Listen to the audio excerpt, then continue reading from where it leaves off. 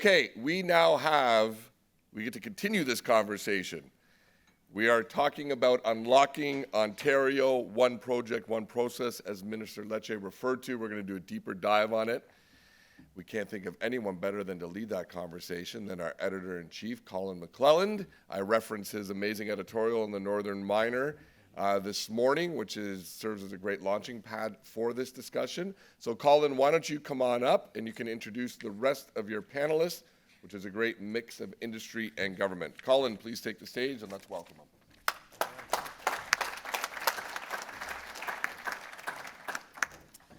Morning. So we have Minister Lecce here. It's a great honor. Thanks you very much for attending and a great speech on covering a lot of the points we're going to go over. And I'd like to call up Mark Selby, CEO of Canada Nickel. The large Crawford project, one of the largest undeveloped nickel projects going. And filling in, pinch hitting, we have Ross Beaty coming in for wayward Rob McEwen this morning, who's on the program, but Ross Beaty, of course, head of Equinox.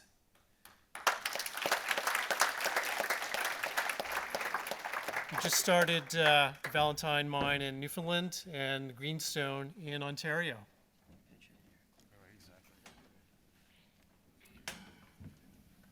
So good morning, Minister. I guess we'll just kind of move on from some of the things you were saying about the one project, one process program.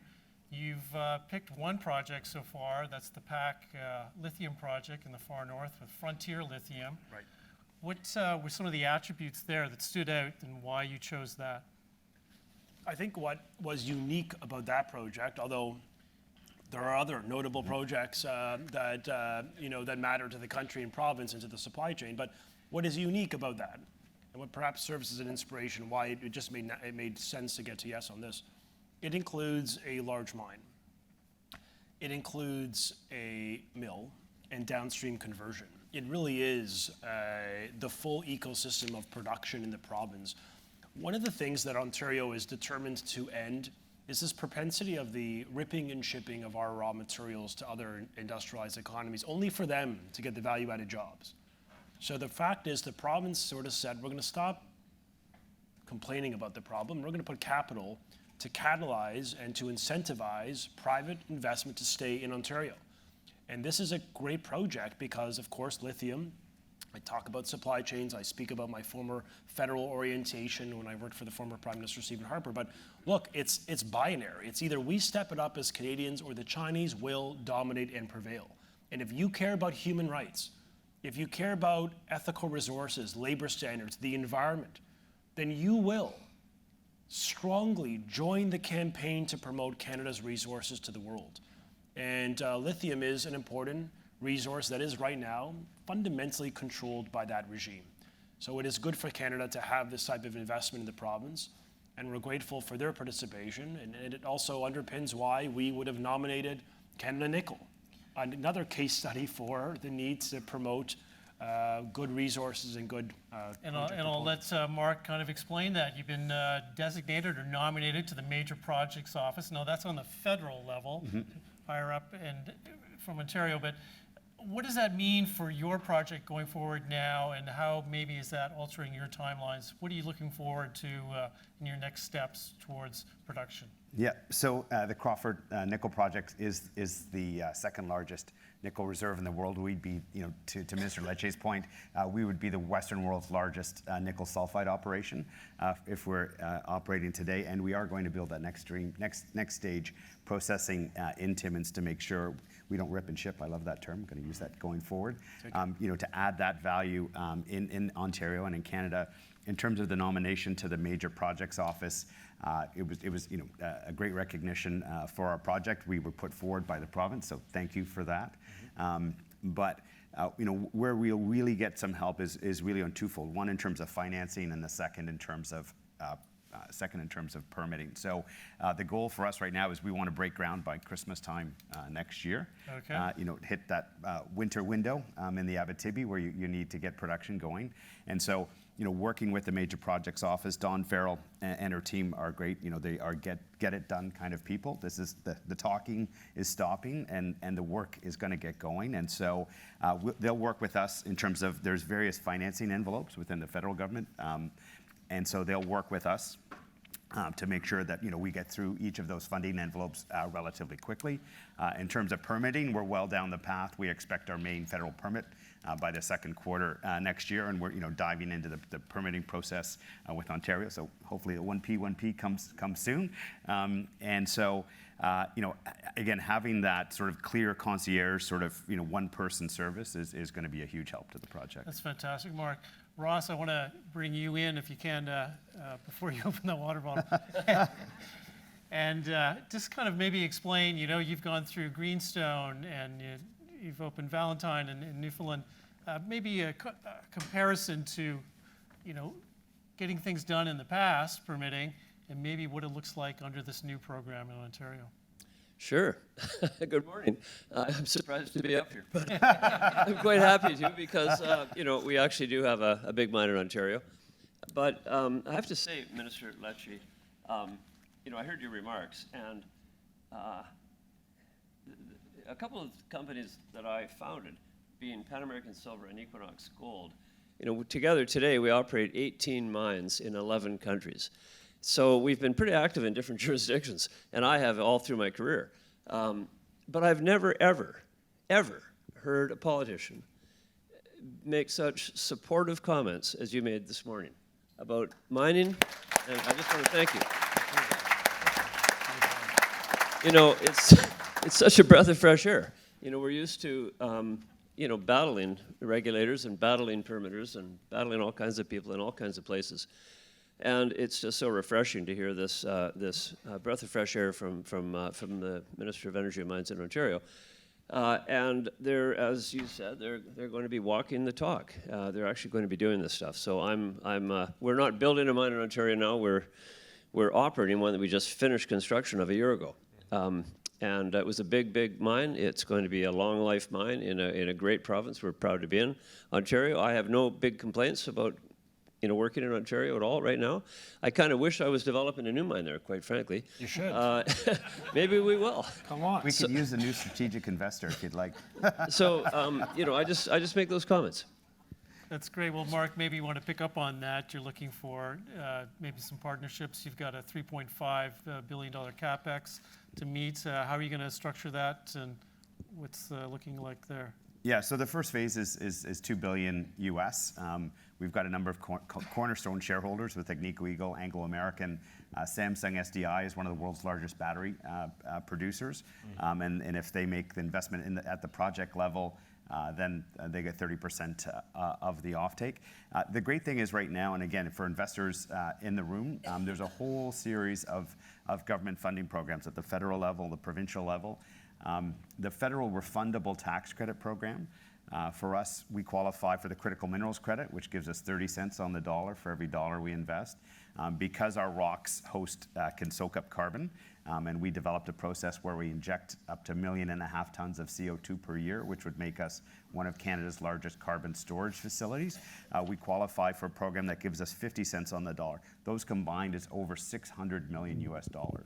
So in a $2 billion project, which is a $2.5 billion funding package, $1.5 billion of that is debt. And we've already got Export Development Canada and one of the other big agencies on board for more than $1 billion in capital. And that $1 billion equity check, those two refundable tax credits on their own are over $600 million US.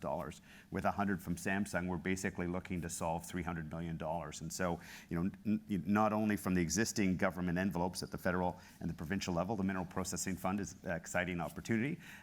But one of the other things the Major Projects Office is going to do is actually go outbound to the various sovereign wealth funds globally. So Prime Minister Carney was in Dubai a couple weeks ago.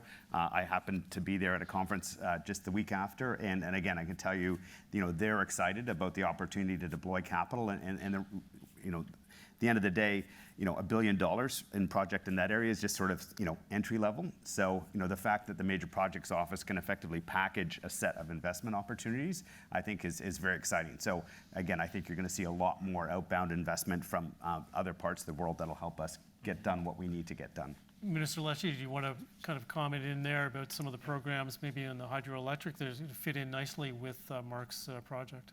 Yeah, well, I think just germane on the mining side, I think what is exciting is that we've been working with the Federal Minister, Tim Hodgson, on offtake agreements within the G7. Right. So really looking to find ways to move these commodities into nations and for industrial applications where they have credible, dependable access and security of supply. That's the first principle that is really important. But on power, I mean, this is the beauty of the synergization of energy and mines, is that we have one ministry that is functioning, really trying to make it easier to invest. And one of the challenges I think many of you will have is access to reliable power and clean power. And so we've launched net new hydroelectric power for the first time in a decade in Northern Ontario. It's led by Indigenous nations, a great success story, a win-win for everyone. We need more clean power.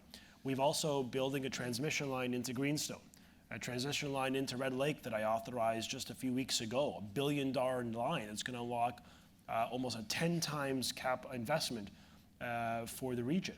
We're building new lines into Sudbury, new lines as well into the Ring of Fire. And so my point to you is, like, north, south, east, and west, we are building big. I just authorized in what is called Ontario's Integrated Energy Plan. It is the first time you, as investors, have a 25-year energy roadmap where we know the megawatts we're going to generate, the transmission capacity, the sources of energy, and of course, that includes net new transmission. So within that program, we've authorized 1,500 kilometers of net new lines so that we move power to the regions to help enable both the improvement of quality of life, because many of these communities still depend on diesel, and I think many of us would accept that is, unacceptable. We have to strive for better for the local Indigenous peoples, but it's also going to help enable economic development, which is good for all. So this is the win-win we seek in the province, and I will give the Premier, this is part of his vision. It's the full investment, the full unlocking of government resources, and I think it's really, right now, this year particularly, I feel like there's momentum brewing behind us. Ross, you have a reputation as a forward thinker when it comes to energy and the greening of mining. I was wondering if you could explain how that's entered your thought process over time. Well, I repeat this. All of Minister Lecce's comments are just music to my ears. He's very enlightened on what will be the mining industry of the future. It will be an industry with greater innovation. Could be carbon storage, that kind of thing. It could be different electrical machines underground and at surface rather than diesel. It's going to be a different industry, and it's going to be a better one, a cleaner one, and we're very happy to be part of that as well. Clean energy is a big part of it, and so I just I was sort of listening to everything you said, and I was going, yeah, that's cool. Yeah, that's good. That's good. Tick. It's all good. It's really how I think about the future of mining. Something that, is not a dirty industry, but it's an industry that has a much better reputation for doing things right. And as you said in your remarks, I will parrot them. Canada is a world leader in doing this, and to the extent we can stay at the front edge of innovation, we are going to continue to be a world leader in this industry. I've just spent the last few days in Poland, which is an industry. It has one mine, one big copper mine. It was built in the 1950s, and it is in dire need of kind of upgrading into modern methods. We are developing a project there, which we are hoping to use this modern innovation, but it's going to take a lot of time to get that society to understand what it means. And a big direction in, for example, Poland, that we're hoping to do in, say, 5 years, is what we are already doing in Canada. Mm-hmm. And so we are going to be world leaders. What you're doing in Ontario, I'm a champion of Ontario because we've had a great experience there in the last 5 years. We spent $1.8 billion building a big new mine in northern Ontario at Geraldton, the Greenstone mine. And really, it was a great success. We didn't have any real hitches. We built it on time, on schedule, and it's been a big success. So I'm waving the flag. Can I just add something on the Polish example, just because I think it's a compelling case study? In Poland, about half of their grid is coal-based. So we in Ontario are they're purchasing 24 small modular reactors being built in the province. We're building the first in the G7 before the Brits and the Americans, with respect to our hosts, I'm sorry.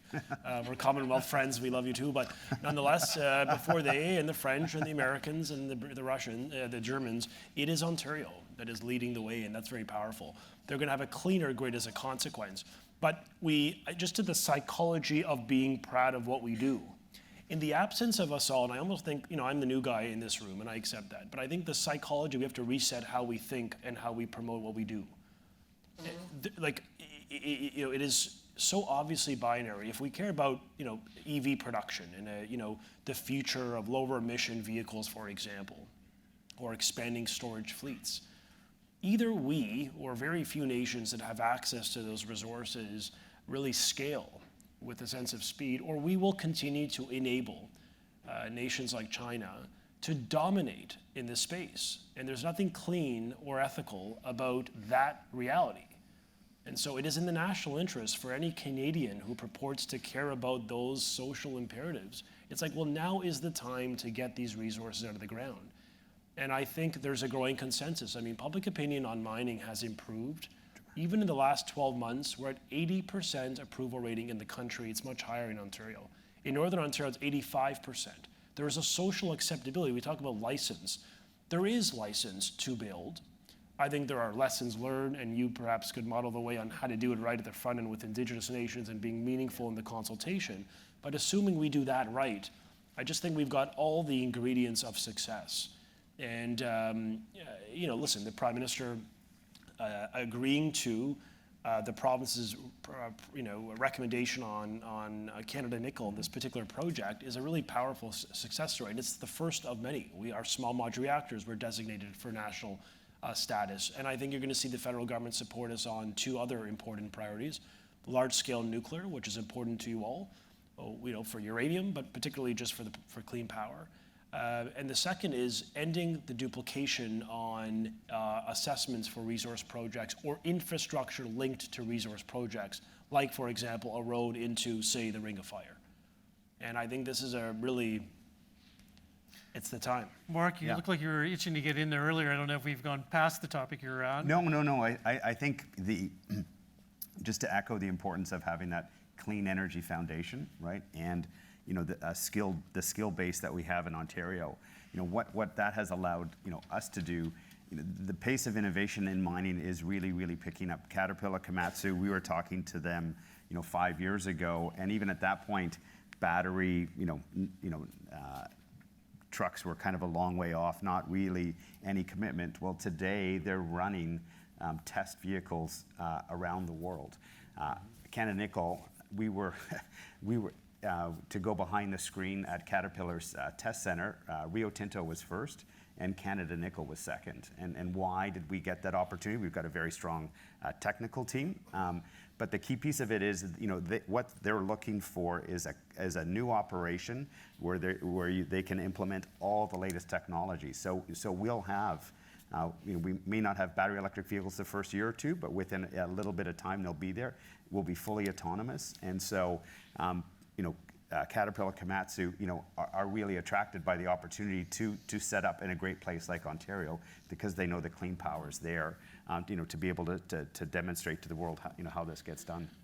Minister, and maybe Ross, one comment. Some of these mines, of course, are in remote areas in Canada's far north. Other companies have some way up there. How viable is a small modular reactor in a remote community? It's kind of dangerous in most people's minds. It seems like really expensive. Can you try to put that in perspective? Well, nobody can, Colin. Nobody can, because it's never been tried. The only place small modular reactors have ever been tried are nuclear submarines, nuclear aircraft carriers, and the like. And yeah, they've been tried for 60 years now, I think, 50, 60 years, and they work. They work really, really well. But they've never been tried on land. There's been a lot of research and development on them, and that R&D is advancing to pilot stage, demonstration scale, and the next step, of course, is commercial operation.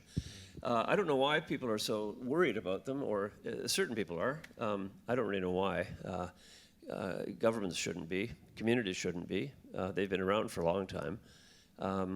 Nuclear plants have been around for a long time. It is clean energy.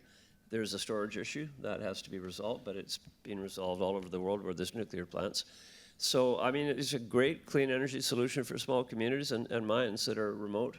And I really look forward to them developing and lowering the cost of energy versus, say, diesel, excluding the pollution costs of diesel, which are usually unpriced. And so, you know, I don't think anybody can say how they're doing, Colin, because they haven't been developed. It's always been. What's the forecast, though? Yeah, the forecast how is good. How small can they go?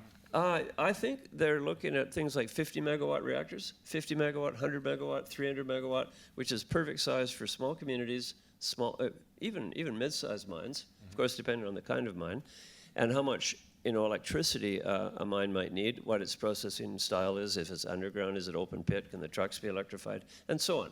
But I'll tell you, the future really is, we have to decarbonize, absolutely. We have to get off polluting fuels like oil and gas and coal. We absolutely have to. We are going to. It's an imperative.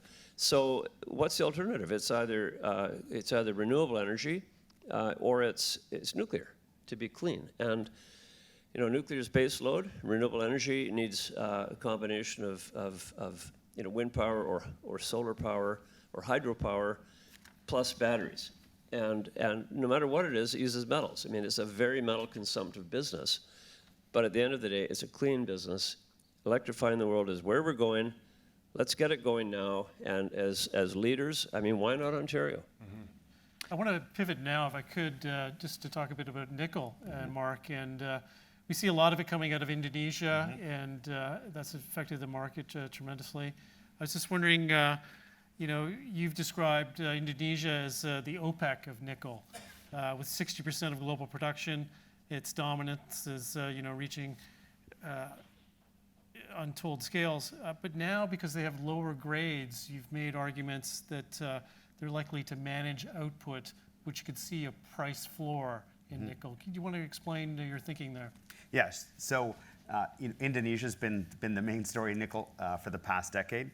They've grown from a few percent of global supply to over 2/3 today, and they're on their way to 75% of global supply. As several people talked about, the Chinese, it's basically Chinese managed supply for the most part, and it comes with a massive carbon footprint. You're talking 50 to 80 tons of CO2 per ton of nickel. For the main way, about half of global nickel is now produced. The other way is pressure acid leach, which is done in a few places around the world. Unfortunately, they're dumping, you create more than a ton of tailings for every ton of ore you produce, and about 120 tons of tailings for every ton of nickel. And they're putting this is reactive tailings. This is not sort of very neutral tailings, and they're piling them up in monsoon conditions in a highly seismic area. We've already had one massive tailings failure. We're going to have multiple, and there's going to be communities that are wiped out. And so the good thing for the nickel market is that, one, we offer a cleaner, greener alternative by a significant margin with the entire district that we have in Timmins, which now has more nickel than the Sudbury Basin, and we're working on adding more. The key part of it now is Indonesia is now looking to manage supply and is being forced to manage supply. With this massive increase in resources, the grades there are dropping. So just over the last 3 years alone, the grades dropped by 15%. So, and that's for the material that produces half of global supply. So yes, they've dominated supply, but they're at the point where that output is going to be limited, and the world is going to need some alternatives from Indonesia. So what's your forecast on when that could translate into a price that's sustainable? Oh, you're going to see the first move in December, January, February this year. The only other alternative supply comes from the Philippines. They enter their rainy season as we go into the start of the year. So they produce half of their nickel in one quarter. In the third quarter, it drops by half in the fourth quarter, and half again in the first quarter. So you're going to see the Indonesians give the market a shove.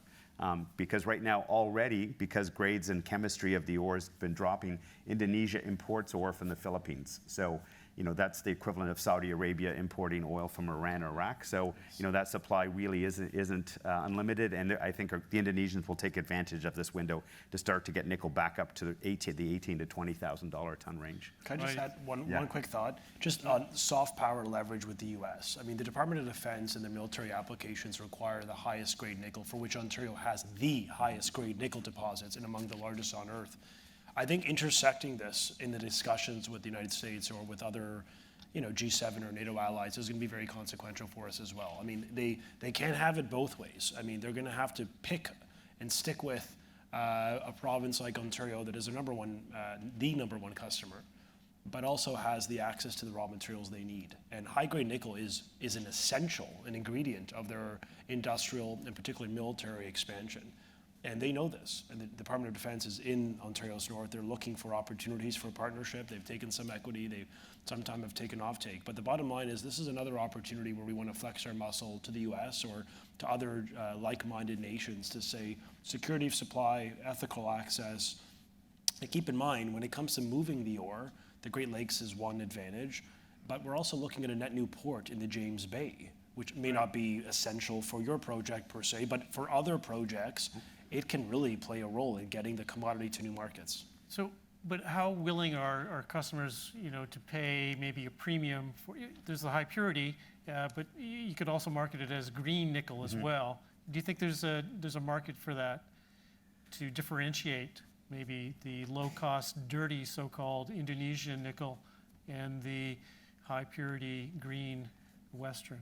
Yeah, there's basically sort of two points on that. One, in the U.S. right now, the premium for nickel is almost $1 a pound, and that is driven by, it's not strictly a green nickel premium, but it's a combination of clean, local, and the right product in the right form. So there already is that emerging, and that's why we want to build a downstream plant to capture that premium that's available in the market.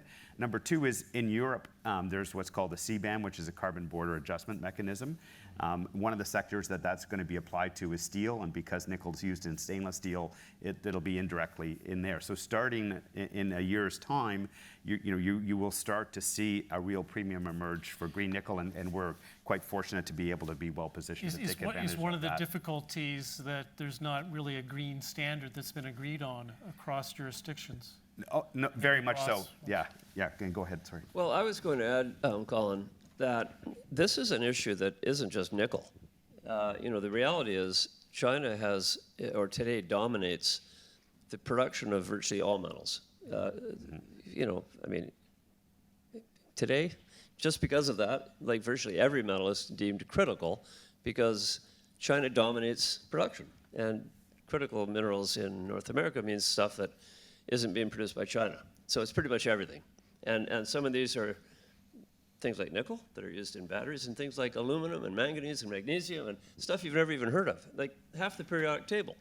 It's all produced in China. And why is that? Because China had the cheapest labor costs, it had the cheapest electricity costs because it was burning very, very cheap coal for forever, and it just had this government desire to industrialize like crazy, and the Chinese went off and built smelters everywhere. Just unbelievable numbers. I mean, you talk about the aluminum industry being stressed, it was because of Chinese smelters. So it's a real question I have, how this notion of critical minerals, really it should be critical metals, because there's no great shortage of minerals in the world. It's metals, or metal production in North America or Europe. That's the scarce thing, because all this stuff's in China right now. 60% of copper, 70% of most metals, 80% of lithium, 90% of cobalt. You can just go right down the list. It's all dominated by Chinese production. So, and they're still the cheapest. If you want to buy, a couple of tons of copper in Mexico, you buy it in China because it's way cheaper than buying it from Ontario, or nickel. So. Is there going to be a kind of a green premium, if we want to call it green, or clean, or North American production, or some sort of a premium for what we produce today? I don't know. I don't know. I mean, there almost has to be, because how are our smelters and refiners going to beat China on cost? So if they can't beat China on cost, how are they going to be profitable? if they're trying to compete with China. It's a real tough issue without a pile of government support, which, quite frankly, is usually not very sustainable. Governments today are great; they're supportive and wonderful, and thank you. But tomorrow, you know, the people may vote a very different type of government, and they may not be so supportive. So I don't know. It's an issue that I think of all the time for nickel, for copper, for just about everything that currently we're trying to produce because China produces the dominant, and we're trying to sort of beat them at that game. It's a big problem, I think. But Minister Lecce, you maybe have an answer on that, the $500 million critical minerals processing fund, how sustainable is that to keep going? You want to mandate it so that it keeps ticking over? I mean, the message resonates with me. I mean, it could help enable, it could help make the economics in the short term. But I think what we need is long-term government policy and regulatory certainty that really could de-risk these investments. Low-cost electricity, provinces and federal government investing in enabling infrastructure, in roads, work to support equity participation, and really the loan guarantees for Indigenous. Right. These are, I think this is how we make the projects more competitive and thus more economical. But fundamentally, I think the G7 and I think allied industrialized economies are going to have a serious discussion about this principle.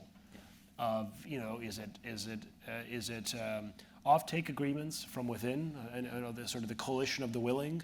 Is it, you know, there's been other concepts of, you know, establishing some sort of commodity floor price. I'm not here to advance a policy. I'm here to simply say I'm here to listen to your advice. But bottom line is the status quo should not prevail. Because otherwise, market manipulations and the use of state-owned enterprises and state levers by the Chinese, like no one can compete. And I'm not sure we want to compete on that playing field. I think we want to elevate ourselves in consciousness around the things and the values that I think make our countries strong and unique. Right. Mark. Yeah, I mean, the good thing is those premiums are there already, and hopefully will get wider. The problem is, you know, we as a country have forgotten about processing. The last processing plants we built were in the 1970s, other than Boise's Bay, which was, you know, basically, you know, Newfoundland holding Inco hostage. And so we need, you know, that extra government money to help kickstart the process, you know, so we can start getting going again. Because literally, some of the advisors we're using to help get these projects are 80 plus years old, because they're the last guys who've built plants, you know, in this part of the world to get going. And it's very good to hear these comments, you know, here, and the change in sentiment, because I can tell you, the single biggest pushback that I have had on my project for the last 5 years is, why are you building downstream processing? Why are you going to spend an extra couple $2 billion to get those plants in place? But it's for exactly those reasons that we need to do it. And again, once we have processing plants in place, we unlock more mine production, because we'll have cheaper, newer processing plants than the 100-year-old flow sheets that we have to deal with in Sudbury today. And once you build one step of downstream, then that creates the opportunity to build the next step in place, right? And again, we haven't had those multiple step value chains in place in this country for a very long time. But once we get the ball rolling, you know, again, with the foundation that Ontario's, you know, I'm looking forward to a pretty exciting 10, 20 years. So that's kind of a vision there, 10, 20 years. And I want to kind of just bring in the minister again to talk about Ring of Fire, because that's kind of a vision of 10 or so years. It gets a lot of promo, a lot of hype. You know, it's in all the advertising. We're watching the World Series. We saw it every inning. Ring of Fire. Did you also see the Ronald Reagan ad? I mean, that one got a little bit more attention than the Ring of Fire ad, but I know the truth hurts to my American friends. It's good morning in Ontario. It's a good morning in Ontario, the shiny city on the hill, you know. But yes. Ring of Fire. I mean, you just there's some money just apportioned for some roads there. You've got some agreements with some First Nations communities. Things are ticking along. Can you give us a bit of a timeline and a sense of what's going on there? Look, I think things are moving at a pace we've not seen in the world. When it comes to the Ring of Fire, there's been decades. I recall when I worked for the former Prime Minister, and this was a concept that was socialized 25 years ago. We are going to get the road commenced in year 2026. So that's been, as a first principle, no government could even quantify or give certainty on when we're going to get the infrastructure. We are going to get the road authorized and start construction in 2026. You've heard it here. Well, you heard it from the Premier, so it must be true.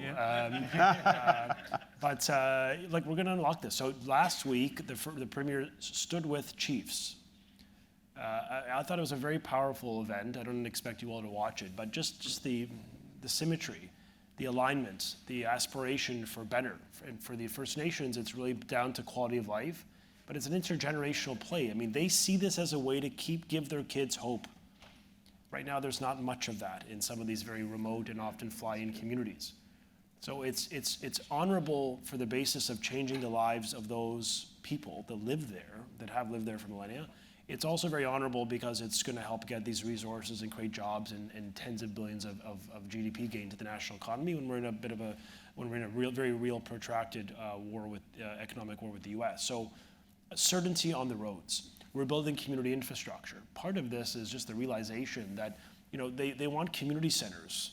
They want, you know, social infrastructure. So the province has stepped up with a lot of investment in a series of communities in the north. They want transmission. They want to displace diesel. Like, they want the basics that we have that maybe we take for granted in the south. They want to turn on power and make sure it's reliable and affordable. And so we're building transmission in 50-50 equity partnership, the most progressive equity participation of any jurisdiction in the country. We've done this for years. Every transmission line I've authorized and designated has been a 50-50 with local Indigenous participation. So you're going to see the roads commence.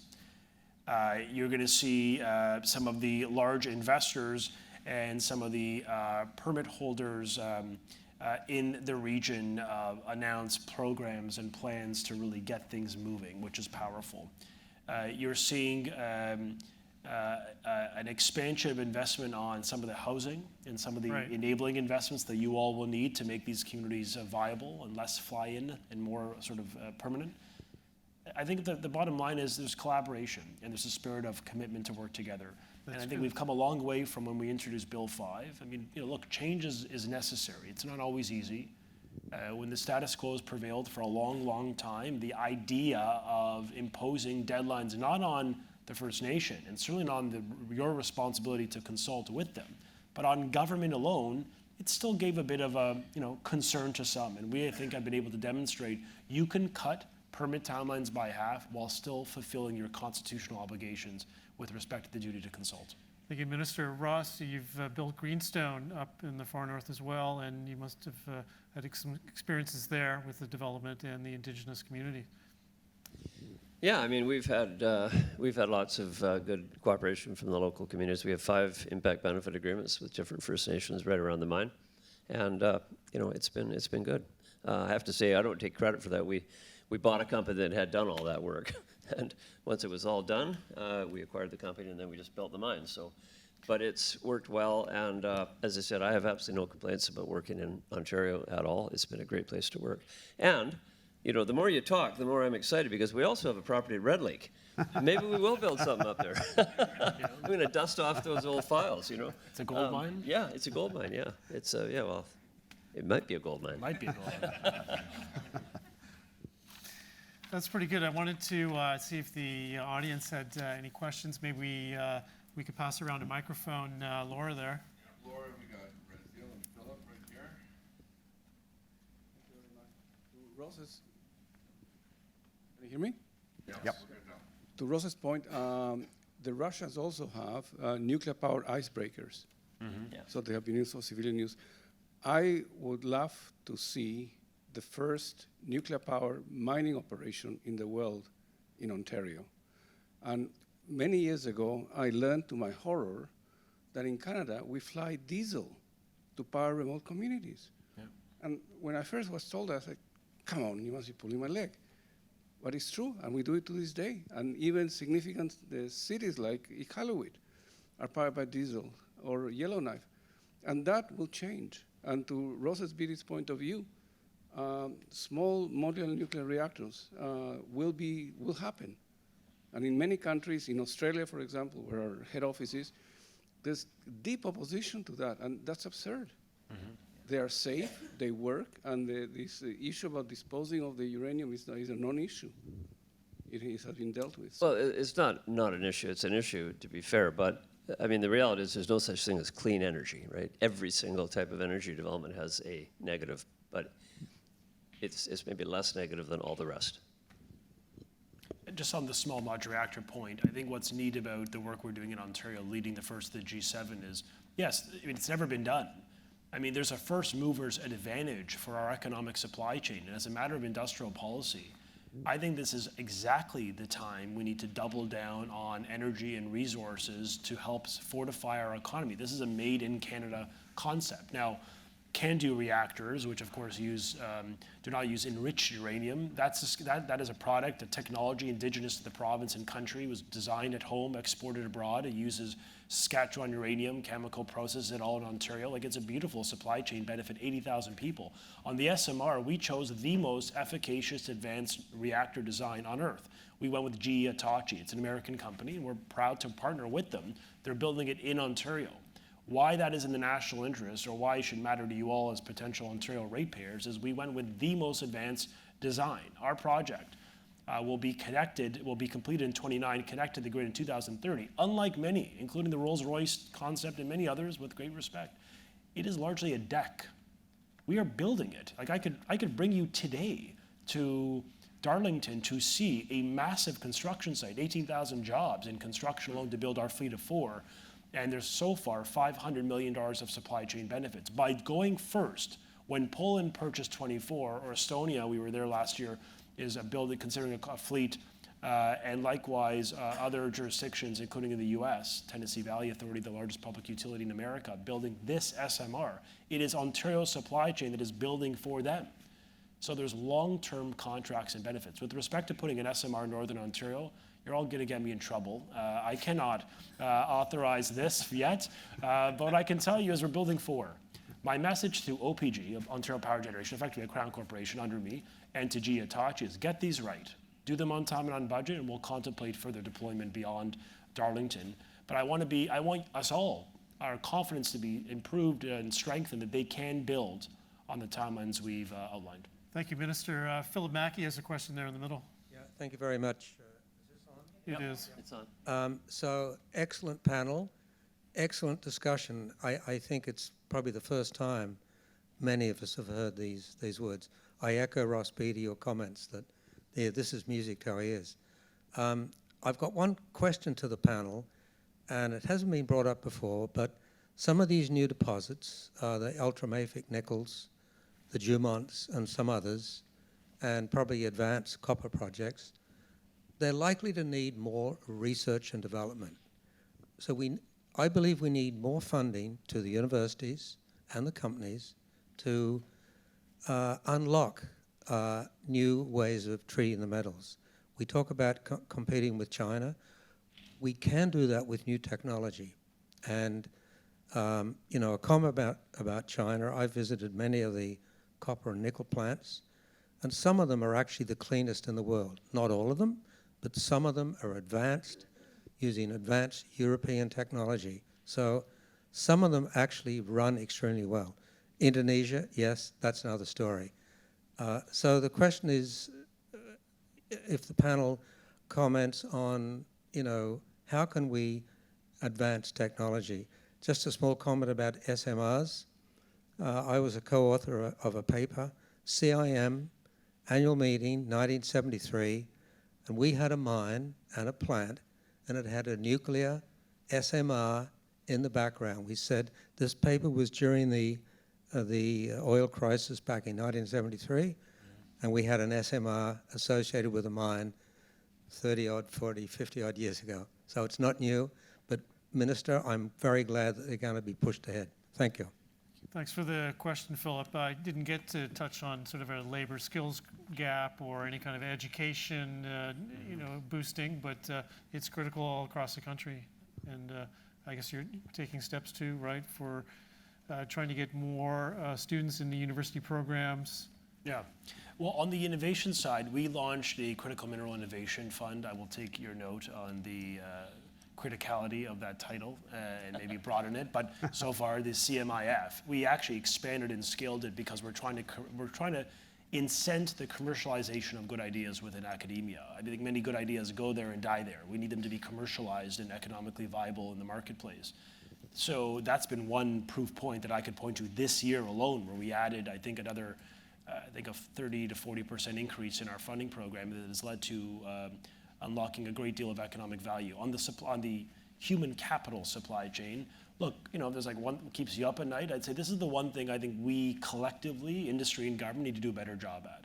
I think we are working. The first meeting I undertook as Minister of Mines was to bring forth all the sort of, if you want to call it, knowledge economy ministries, post-secondary, colleges, universities, K-12 education, Ministry of Labor. We brought them together with all of our officials and deputy ministers and said, look, we need a bit of an action plan to get people on a pathway, the pipelines. And it has to start in the K-12 education system, where there's still a lot of stigmatization against this work. We have made massive improvements in Ontario, and it's not because I happen to be the Minister of Education. We are just proud of the resource industries of Canada. So we've changed the hearts and minds, or starting to meaningfully. But a lot of this comes down to industry working with local communities, often parents, loving as they may be. I speak about my own immigrant family. They would not want me to pursue a path in skilled trades. For them, the ultimate achievement for their immigrant son or Canadian-born immigrant son was to go to law school. And I think we, collectively in civil society, actually have a function. The government alone is not going to change how parents speak to their kids about pathways.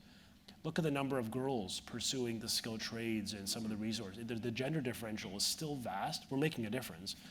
So I think we have to do more in this respect, and I will pledge to you to double down our efforts and time and investment to really incentivize kids to feel motivated and excited that this is a cool job of tomorrow. I think it's how we market it to them. Thank you, Minister. Are there more questions? Maybe one more? Yeah, to your point, Minister, I was recently on a flight, sat beside a Harvard professor that was into high-end medical research, and he lost recently 3 of his top people to China because of the funding cuts by the U.S. government. I think we can eat the U.S.'s lunch by advertising and recruiting their best people from universities that are now underfunded and attract them to Ontario and assist us in the development of SMRs and other technologies. Have you got a plan to recruit their best, and let's get them? It's one pea, and one poach. Yes, one point. Be politically correct. I know, I'm trying to be diplomatic. I'm on a diplomatic passport today, so I got to be gentle. But look, I think